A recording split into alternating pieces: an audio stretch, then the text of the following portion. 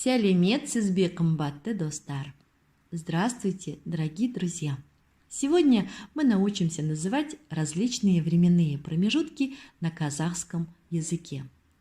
К основным временным промежуткам относятся час, сағат, день, күн, неделя, апта, месяц, ай, год, жыл.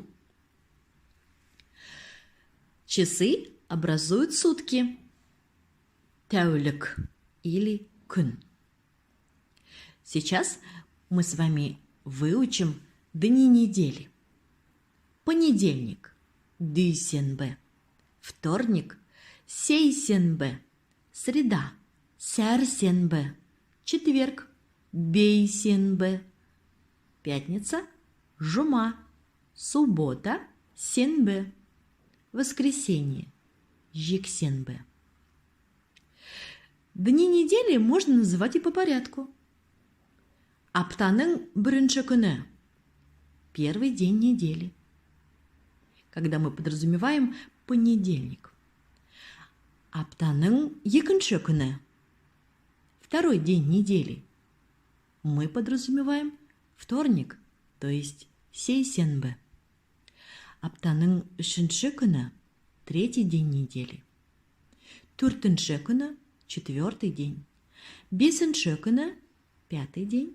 Алтыншы күні – шестой день. Жетінші күні – седьмой день. Я повторяю, неделя – это апта. Недели образуют месяц – ай. Давайте попробуем выучить названия месяцев.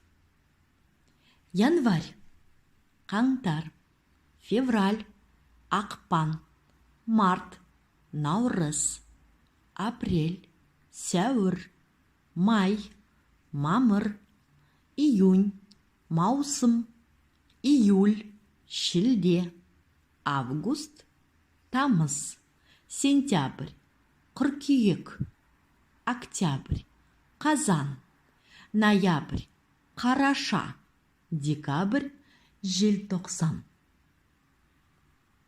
Месяцы образуют времена года, жыл мезгілдері. Қыс, то есть зима. Көктем, весна. Жаз, лето. Күз, осень.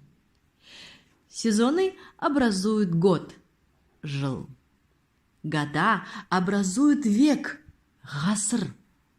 Века образуют тысячелетия, мыңжылдық.